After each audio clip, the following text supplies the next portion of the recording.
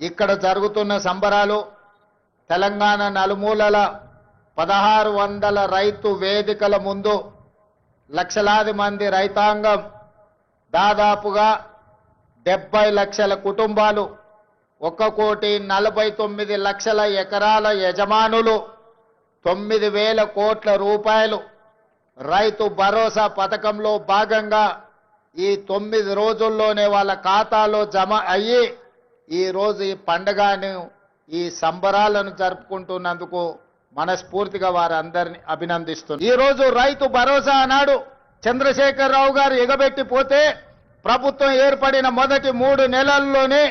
7,625 కోట్ల రూపాయలను వారు ఎగవేసిన రైతు భరోసా నిధులను మన ప్రభుత్వం